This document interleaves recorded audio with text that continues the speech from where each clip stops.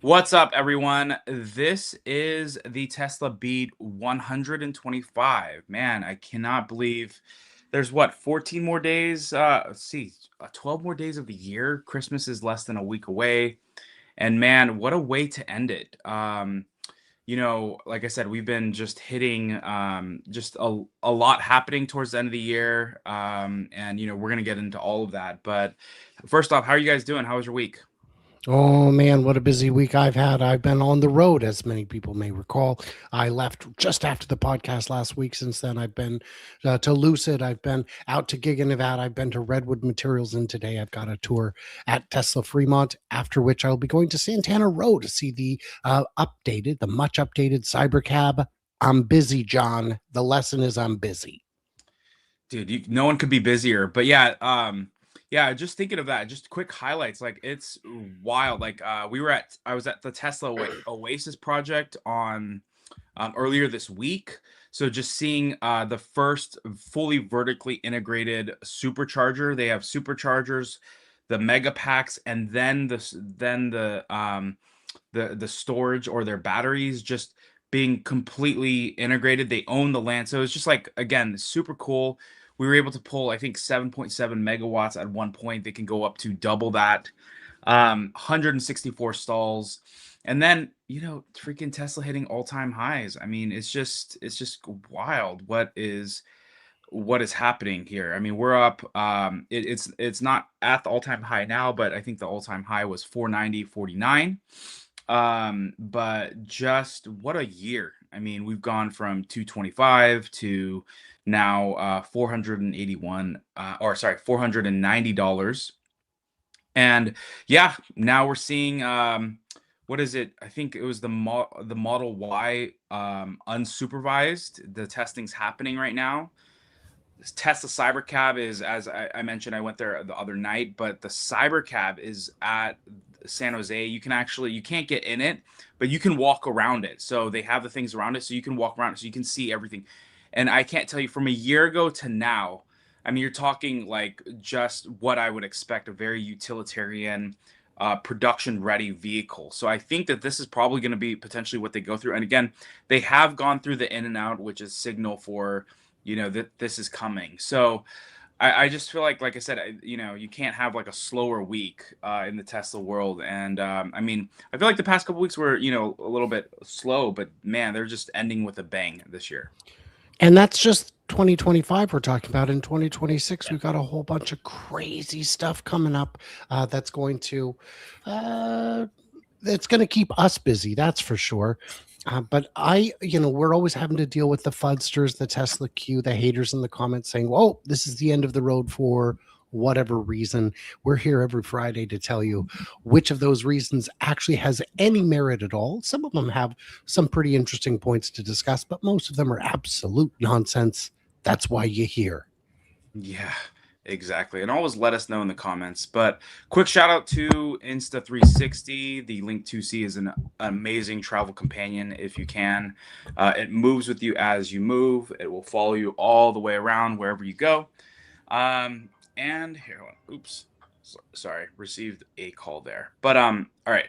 So this one, Joe, I'll pass this one to you because I know you love angles.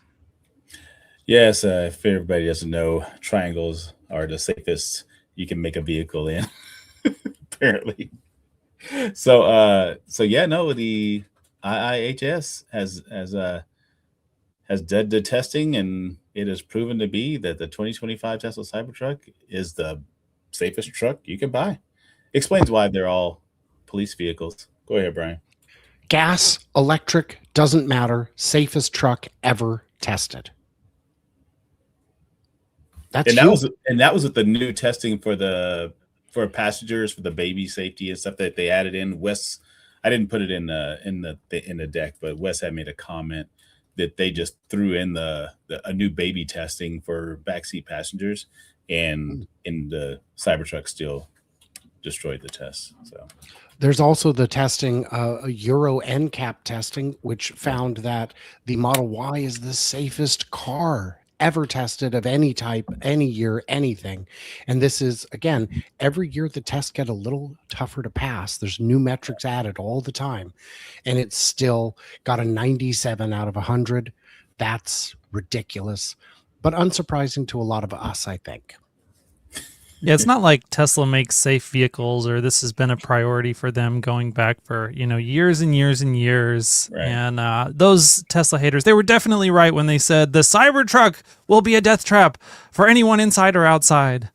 It'll never pass. Forget that. It's not even going to be on the road. You remember there was a video of a guy saying they're never going to make this. And he goes, it's coming out like on Friday. This is for sale, my friend. Nope. Okay, fine. Yeah, it's wild. I mean, I think that's the thing. It's one of those hidden gems with buying a Tesla. Like when you put any of your family members in it, even if you get, let's say, even now buy an old Model 3, a used one, you can know that if God forbid an accident happens, that your family will have the best odds to survive, even if other people aren't watching out for your family as they hit them, right? So whatever the situation is, actually having your family in a Tesla may save their life. I mean, I remember a couple years ago, back up in Pacifica at one of those huge ledges. I think that doctor, allegedly, or I don't know if he was convicted or whatever, took his family off the end of the road, and like the fire department was like, yeah, no one would survive this. This is like, and I think Franz said this famous quote. It's like, when they weren't looking out for themselves, Tesla was. And so it was just like one of those things where, it's just crazy to see Tesla. I mean, I always thought that the Cybertruck would potentially be the safest vehicle really ever made. And you're seeing those awards come out now. And obviously they got those accolades already in Europe with the Model Y.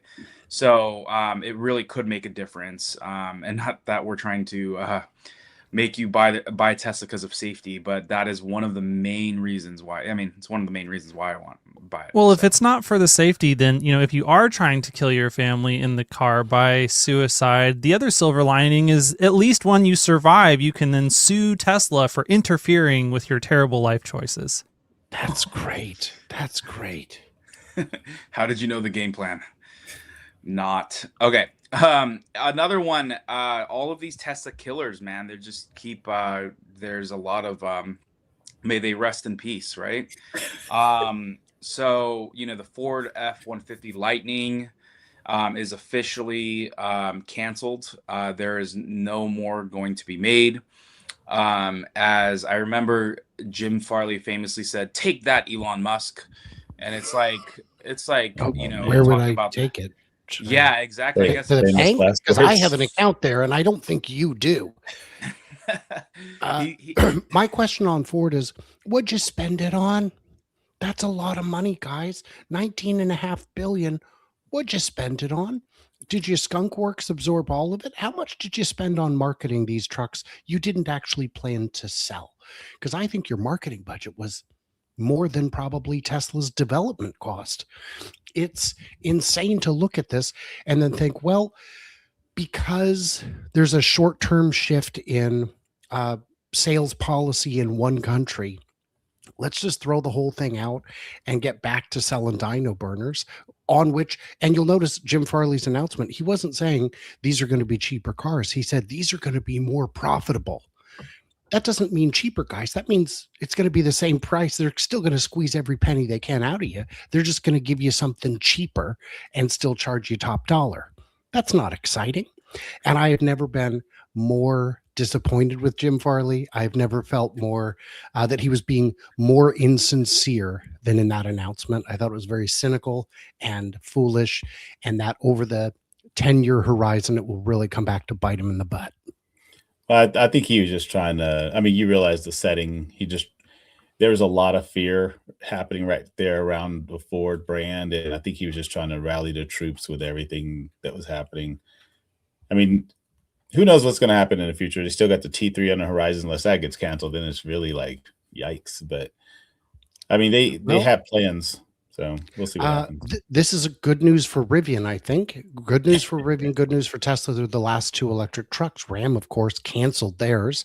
And then this week, Factory Zero from GM which is what I've always thought the factory was worth, has stopped making the Sierra, the Silverado, and the Escalade. So those are, I mean, what are we doing? Yeah, go ahead, Hans. Yeah, it just is, it's sad and wild at the same time. The question I think in my mind is this more them looking at the EV market domestically in the United States, or is this them looking at China and being like, dang, I just can't compete? I mean, it seems like there's been a dramatic shift in tone from Jim ever since he drove that Xiaomi SU7. And I guess, if you were afraid of competing with Elon, maybe you're more afraid of competing with China. Like, I don't understand why he thought he had a chance against Elon, but now he's folding up shop because of the Xiaomi CEO. But regardless, the auto market over the next few years is going to go through a lot of transition, a lot of disruption. I mean, really, at the end of the day, the consumer sales of vehicles by these big manufacturers is a dead business model for anyone who's not a Chinese company. And that's why Elon is aggressively pushing Tesla into the era of robotaxis, and he's trying to keep the entire company aligned on we need to solve robotaxis as quickly as possible with maximum intensity. And that is going to be where the money in the future of automotive is going to be made.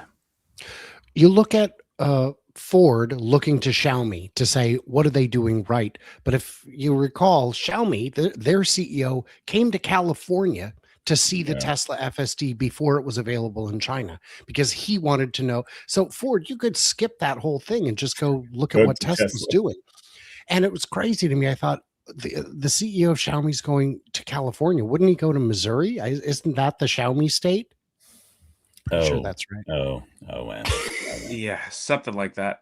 But like for me, it's like it's one of those things where and they obviously I would assume that they did this and they just have probably different convictions, but like it's one of those things where you have to look at what is the best cars that are being made. Like, is it truly gas, is it truly electric, and more importantly, like where's the future headed, where are we going? And I think that my opinion is that these companies are just really, I mean, we already knew this from the very beginning. I mean, you look at this graveyard here, it's just like it's going to keep growing, and these companies will not even be able to compete.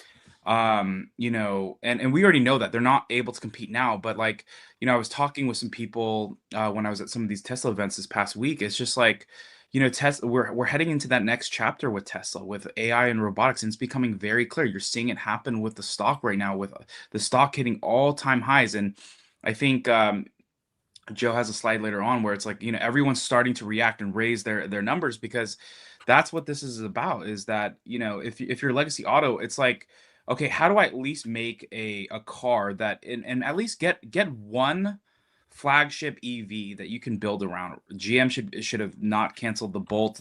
I think they're bringing it back now, but it's just like, keep one flagship car and something that ultimately can, in my opinion, you can build potentially autonomy on. So it's like, build a 4-door sedan that you can do, but don't just throw in the towel on everything. And at least for me, I will say with Ford, just given the history here that it has in the United States, I've wanted them to succeed, and I thought Jim and his team were really like leading it outside of Tesla. Like, they were gonna really, and it really outside of Mary Barra. I mean, we know she led the whole way, but like, it's one of those things where, I thought that they were gonna be at least the next American company to really, put a fork in the road and just say like, okay, we're going this direction. And that's why they even split the company in two. Like, they did all these things, and now they're working back and making hybrids, and again, they're just making all these like small hacks and like putting duct tape on these holes, when it's like, literally in 5 years, your cars are going to be irrelevant outside of maybe, okay, fleets are still going to be buying your F-150s, but people are going to see no reason to buy, any other 4-door sedan that can't drive itself. You Well, know? here's where it gets even dumber is Ford's already got these battery factories underway. They're still making the batteries. And so they're pivoting. They look at Tesla's financials and say, Tesla's making a ton of money on stationary storage. That's got to be easier than making cars. And I would argue that's true, but you spec those systems out years in advance before you build them. And there are no spec sheets on Ford stationary storage. They're not even in the running yet. You can't even bid on them until you know what your system can do. That, well, Tesla does it. How hard could it be? You guys said the same thing about building cars. Do you not remember that? That was yesterday you said that. So they're going to pivot to doing something that they've never done before, competing against not just Tesla, but all the big battery companies. LG has grid scale energy, CATL, BYD, SK Innovations. They all sell grid scale batteries similar to the Megapack. And Ford thinks they're going to sneak in and start selling theirs just as well, just as profitably from a factory that makes batteries that certainly cost more than the ones coming out of China or Korea or Japan. I don't. Have you learned nothing in the last 10 years? The answer may surprise you. Just a little bit. I think they have learned how to tell a story and extract the maximum amount of value possible while their business is in the process of dying. Yeah, that's a fact, man. Because I just remember all this is what's coming in 2028. Those things never came to fruition. A lot of them scaled back, and a lot of them got canceled. But it was like there was just all these things that were announced, and everybody's just dumping money into those companies, and nothing ever came to fruition. I think I've said this before a few years ago, but the whole Tesla killer thing is like just a dumb moniker anyway. I mean, that you don't need to say it. It's never been a fact, and people love to just bash on the one good the good fight we have, and they just want to bash on it so badly. I just don't understand it. We got one horse in this race, people. Like, I'm excited to see the Nissan Leaf, the Chevy Bolt.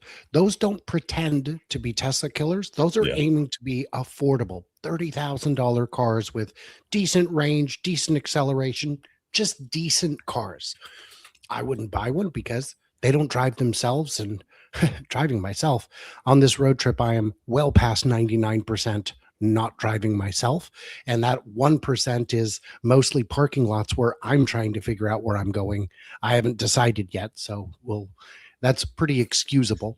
But yeah, let's let people make cars they're good at. Let's stop trying to tear each other down, especially now with a lot of companies stepping back a little bit from EVs, at least in the US, certainly not overseas.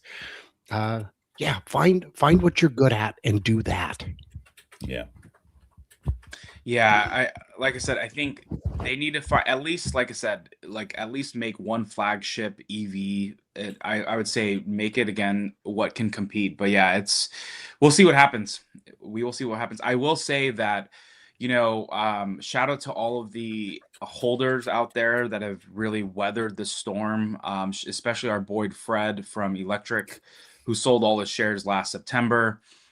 He's the real winner here. But like I said, it's been a hell of a year, and so for all of the investors out there, and I mean, because you're talking, obviously, I'm not a financial advisor, but like, this could be, if depending on what you have in this could be generational wealth that you have in this company, and really a differentiator. And then SpaceX is coming out, and again, it's just a matter of like, what is Elon able to accomplish, and the team and the force that he can bring to start some of these companies and accomplish some of these things is crazy. Like, who would have thought AI data centers would be a thing like 5 years ago? In the space, like what I mean is AI data centers in space. Like, who would have thought that all of his companies would just converge like this with XAI, with Tesla, with SpaceX? I mean, it's just wild. And now thinking of like the X holding company as being the big parent, that's even a bigger reality once you start thinking all of this stuff now, right? Like, 2 years ago, I wouldn't have never. I was like, yeah, I get that this is like, the most entertaining is the most likely, but like, never would have thought. Like, it's just now, it's like full, like, it's just all coming together. But all I'm trying to say is, like, I think for the people that have been following it, for Hans and Joe and Brian, like, this is hard work. And I remember in March and April, I was literally on a news network like every day for like almost like a month. I'm kind of exaggerating there, but just talking about the hate that was happening to Tesla owners. And I know there were some people that sold their vehicles because they thought it was a political statement. But shout out to you guys for staying in the game, for leading the communities and the audiences that you have through this thick, because it's been a crazy year. And now, like I said, if you need to take some of the profits off the top, go reward yourself, go buy a nice steak dinner. But like I said, it's been a rough road. And also the Tesla stock, has been somewhat stagnant over the past 3-4 years. So it's just great to see this pop. A gold-plated steak dinner. Exactly. And Tesla analysts are finally seeing it. So you got, what is it?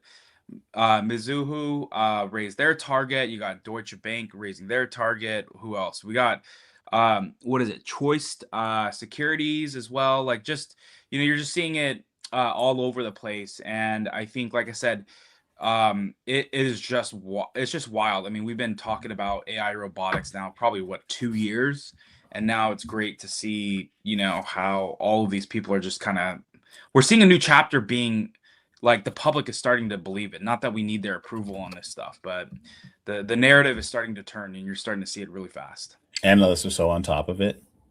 All they need to do is see it rise, and then they can quote that it's going to go up.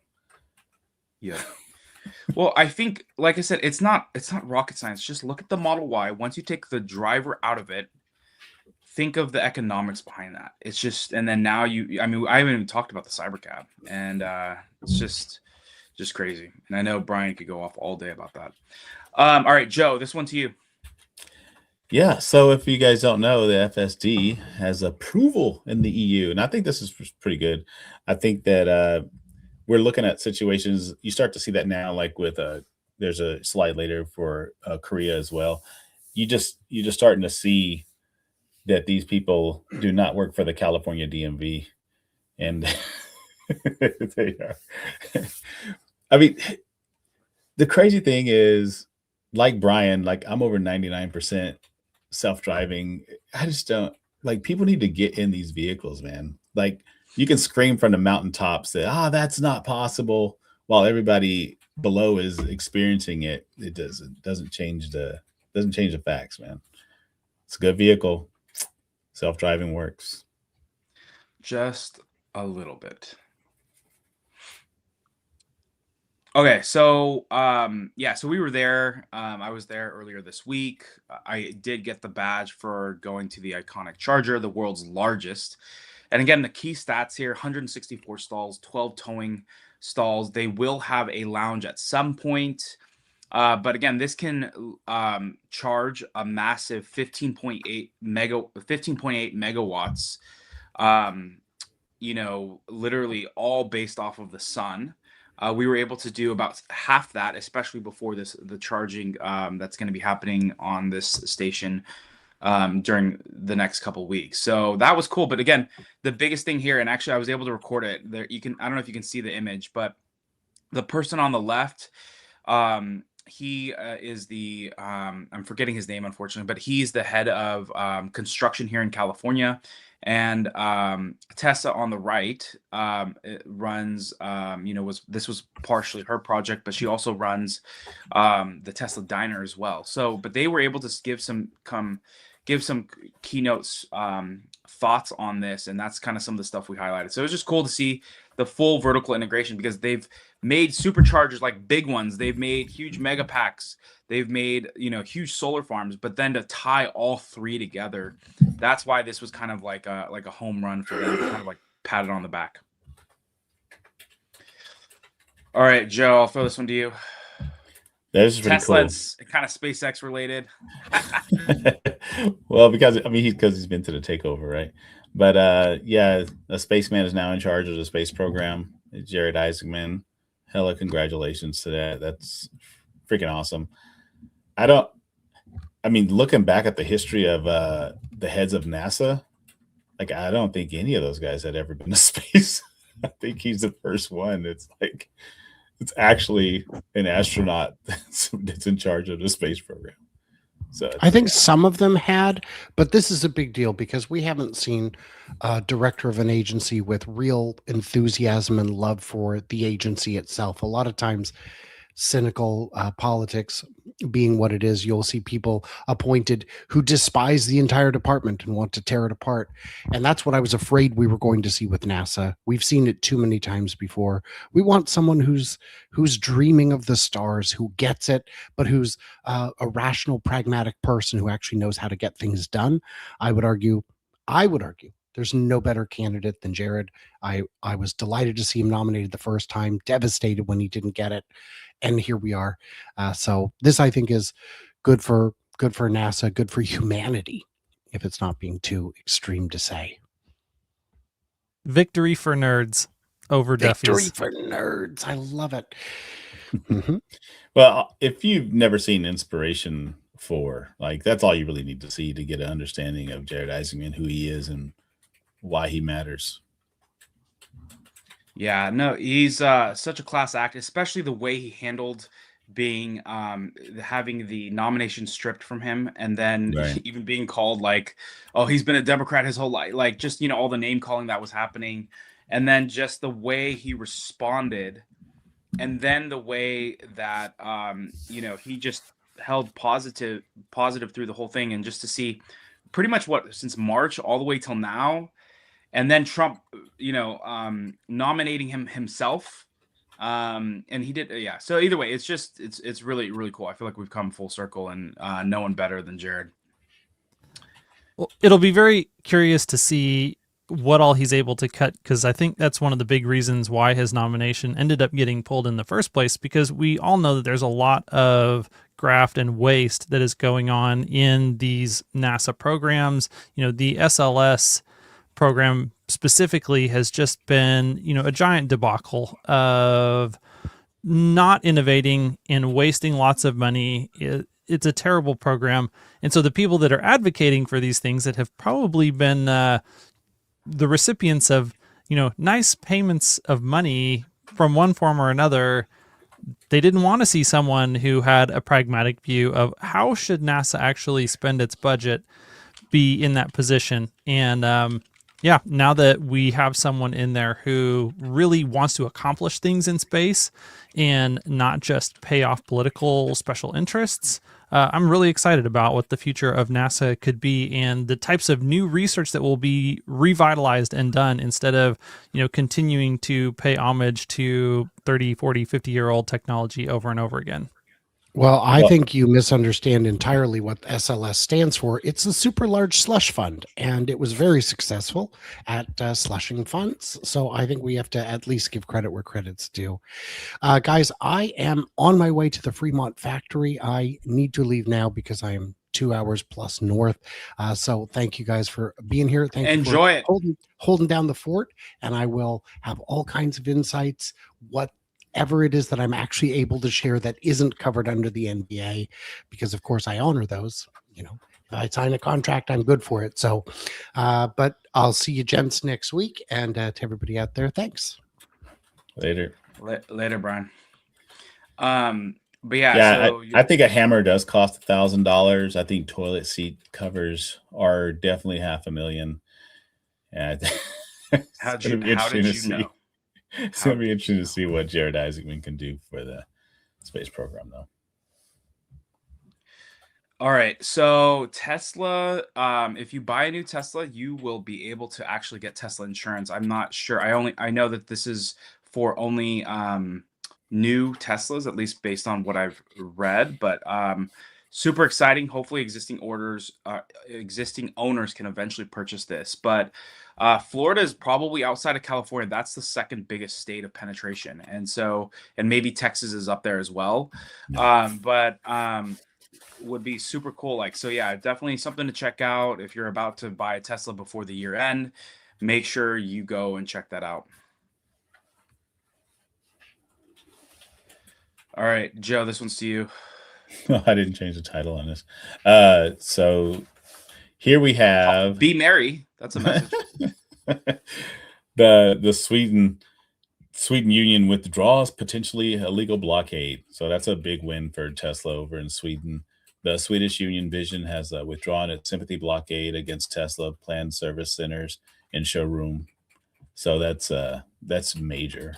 In the to the right, the Vision decides to pull the blockade. That information is from the. You might want to screenshot this. I don't know who's watching, but because that's from the actual news article that was published. Yeah, it's cool, especially I know they've had a ton of issues there, and Yeah. they and it's funny that the sales have been doing better as they've been getting more coverage on this stuff. So it's like, but I'm very close with Tom over there in Sweden, and he said it, they've had a lot of difficulties, but overall, like it's just been good for the country just to get all these wins as they've moved through it all. I think at some point you have to realize it's not worth fighting Tesla on these things. I mean, you get more flies with honey, right? Or whatever the saying goes. Like I just don't understand why everybody tries to go against Tesla when clearly there's something there, and they need to just be more supportive and just get behind it and help expand upon it. Like Rivian's going to be better because of this. You know what I mean? Like there's just so many things that are coming out of this for other companies that haven't given up, that are staying in it. And I just think it's just way better to just go along with the flow than it is just to be against it. 100%. All right. Police are safer in the new cruisers. So it looks like what is it? The Kemah Police Department near Houston, Texas, is driving a Tesla Cybertruck for the next 30 days to test it. Yeah, and then here's a quote. We're grateful for the opportunity to actually demo this vehicle. I can honestly tell you I've learned more about Tesla in the past couple of days than I ever knew in my entire life. Yeah, well, that's how it is. Like I said, people just need to drive one of these, especially the truck. And I think I'm starting to see them all over California now, or more importantly, Yeah. I'm just starting to see them on the road. So the volume may not be there, but they are, once people experience it, and with V14 specifically, like I always thought actually that the Cybertruck was going to be kind of like left behind a little bit, Yeah. but I'm getting all of the updates as my Model X, and it's just as good. Like if not, they're at parity at this point. Maybe parking's a little bit harder, but it really is that good. So super exciting to see that happen. All right. Oh, Hans, were you gonna say something? I was just gonna say on the Cybertruck, as they continue to work down the price, like the batteries is the biggest thing on Cybertruck because it has such a large battery, and I think their struggles with getting the price of the 4680s down is the reason why they have to sell them at those higher price points. And as they fix the battery pricing, then they'll be able to fix the Cybertruck pricing. As they fix the Cybertruck pricing, then you'll see a lot better uptake.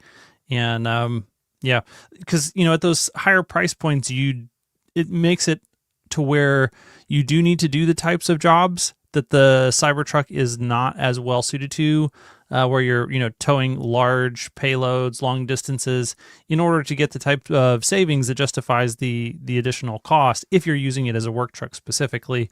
That's not going to be all of the use cases, but it ends up being a larger fraction of the use cases that you want to do. And then it just isn't necessarily as good at some of those things. And so, yeah, when you can just really sell it at a point that is very, very close to like an entry level gas F-150, it can do the vast majority of the things that people use entry level gas F-150s for. And so its ability to gobble up market share at those price points will be pretty dramatic. And like, I'm still extremely excited about the long-term market share of Cybertruck compared to, a lot of other gas powered pickups. Yeah, especially especially now with the F-150 Lightning being canceled, it's really gonna just put the R1T or the Rivian and the Cybertruck at the forefront of EV trucks. And so I really think it's like people just need to experience it because again, when you think of fleet vehicles, they're not doing these insane long road trips. They're not. They're doing a lot of like just basic things that are just taking, maybe they'll drive 100 miles that day. They may need to tow something small. They may need to throw a bunch of the stuff in the back of the truck. Like, they're not doing a lot of I think the fleet space or The B2B is distance hauling. yeah, exactly. They're not doing distance hauling. They need to stick something on the back. And so like I said, I think a lot of this will be huge long term for the B2B. So it's just it's about building more awareness. Yeah, I think that, and again, it's always butts and seats, right? I mean, you got a lot of these people that are just hate from a distance, but then the closer they get, like that police captain, like all you have to do is just experience it and start to be educated, and you start to realize, like, wait, I was wrong. I was incorrect about this and that, and it's just a light switch at that point. Yeah, exactly. Yeah, it'll be really interesting to see how fleet sales, like what segments of fleets open up once you have a certain fleet transition over. Like if police vehicles go to that first, does that then open up quite a few people who have seen police vehicles and thinking, oh, hey, we used to use whatever, say the Ford Explorers that get used so much as police vehicles. If there are other fleets that use those, they think, hey, maybe I should consider switching over as well. Or is it going to be the other way? Like, are they going to need to, get cities who use them for their like city maintenance crews? Like, where do you actually get that initial penetration of fleets to then really start the ball rolling on transitioning large numbers of other fleets? Yeah, exactly. Yeah, All right, it's gonna be tough. as they say, the best land, worst government, which is very true, right? We love our beaches here, but the government sucks here. So, California judge rules that Tesla engaged in deceptive marketing around autopilot. I wanted to read, it looks like it's partially being blocked, but some of the key points. An administrative law judge in California has decided that Tesla's licenses to sell and manufacture cars in the state should be suspended for 30 days. Again, they have 90 days to comply. The judge determined that the automaker had engaged in deceptive marketing around its autopilot and FSD systems, falsely implying that they were fully automated driving systems. So those were some of the things that happened. And then Tesla did respond and said this was a consumer protection order about the use of the term autopilot in a case where not one single customer came forward to say there's a problem. That's horrible. This sounds like Elon's like comp package from 2018. A dude with 9 shares is able to literally undo, like, he does not represent shareholders. But either way, sales in California will continue uninterrupted. This is the type of stuff, right? You read these headlines. Shout out to Laura for the headlines, and then it's like, they debunk it with just some simple facts, right? Not one customer. That's crazy, right? Because no one's gonna complain about it unless they get that one dude with 9 shares, right? Yeah, but I mean, anybody who has FSD knows how well it works, and I mean, even some of the strongest complainers, like even Earl had something nice to say about it this morning in a post. So it's just like, I mean, like, what are you going to do? You're using it. It works. It just works. Exactly. All right, guys. We are starting to see more cybercabs. There was actually a cybercab. Again, this was kind of old news. What is it? November 29th at Apple Park. And then now we're starting to see them all in the Austin area being tested. And again, if you live in the Bay Area, go to Santana Row and you will be able to get a first like an in-person view of how it is just up front. Obviously you cannot get in it, but you can't touch it, but like you can literally get as close as you want without touching it. And it really is like it looks a lot different than what was presented, but it definitely makes, if everything feels like it all makes sense, right? Yeah, So your walk around video was very cool. yeah, yeah, so I'm not going to go through all of them, but there was a lot of revisions that we've seen since the initial prototype spec versus the production spec. So it's, go check out the X handle. But it just looks production ready. And the way that they're going to do this is this car can split into 4 different parts and be built simultaneously and then put together at the end of the line. That's called the unbox method, which we've been learning a ton about. So this is going to be, like I said, when it's ready, when they're ready to do it, and once this thing, production's only going to be limited by regulation. That's going to be the limiting factor here.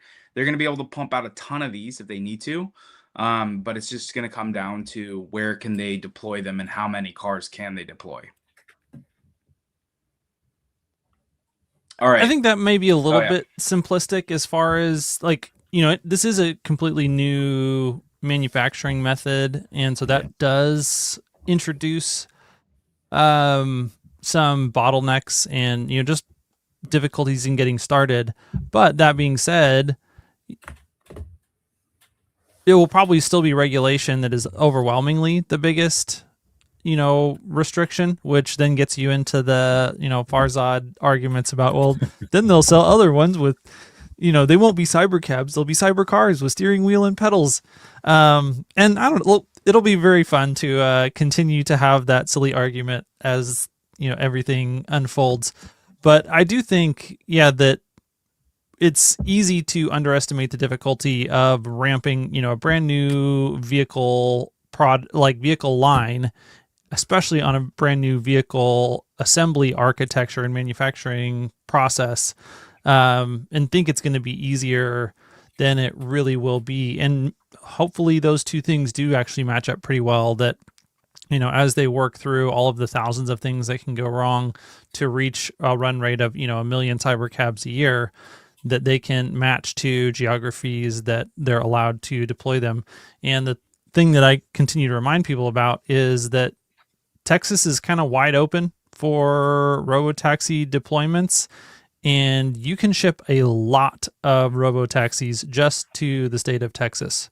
And so even if they're primarily just doing that for the first year of production, Texas has the ability to probably digest, the majority of that production if Tesla can, match all of the logistics infrastructure on the backside too, because you do have to have all of your charging infrastructure and your cleaning and your fleet management and all that stuff.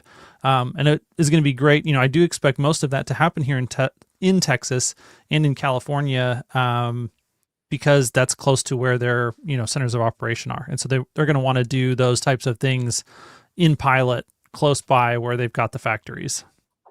Yeah, I think that, and I think what you're saying about the bottlenecks is people really need to understand that new vehicles and new processes are not as easy. I mean, we've seen that with the Cybertruck, right? It was supposed to be easier to do because there's no paint, there's no, there's all these things that aren't involved, and there's no stamping and all this stuff. But then you get into the production, and it's like delay after delay, and now here we are. So yeah, a lot of the problems that you make easier, new problems pop up in their place from whatever it is that you're doing that is different. And maybe those problems are smaller, but it's not, it's not that the problems just magically disappear. It's just that they shift from one form to another.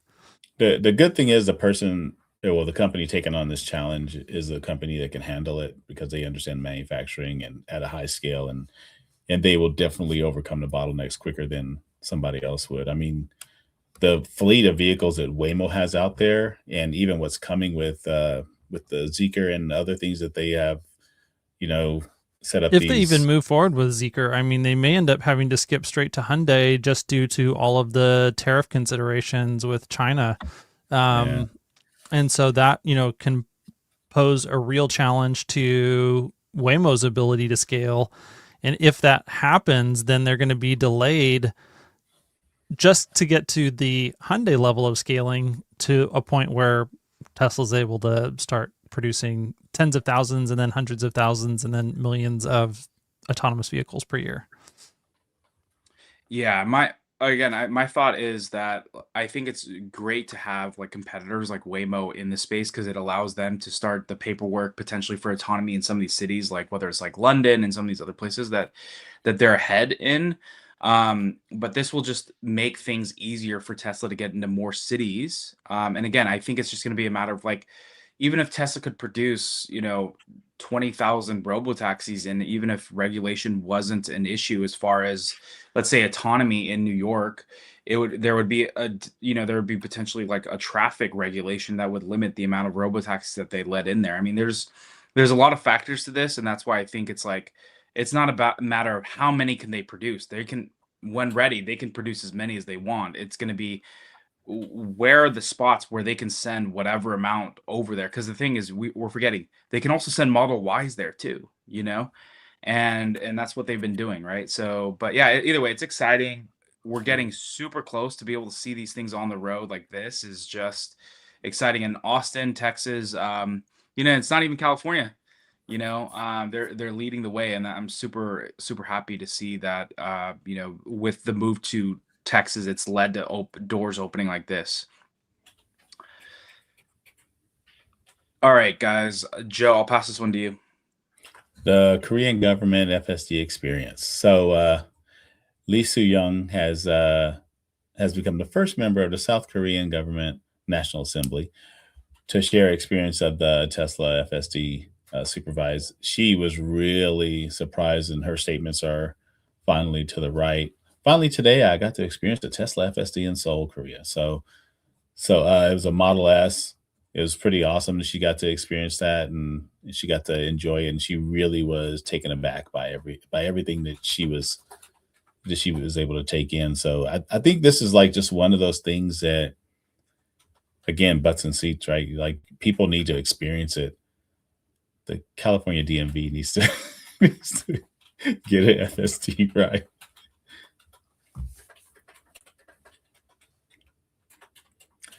What's that? What'd you say? It's just butts and seats. As you saw, pretty much, I think everyone, like most of the countries in Europe or EU, I think they've had rides, right? They've at least with some even type Italy, of government yeah. official. Yeah, exactly. So, all right. Oh, Hans, were you say something? Just agreeing wholeheartedly. All right. Well, we know the Semi is even better.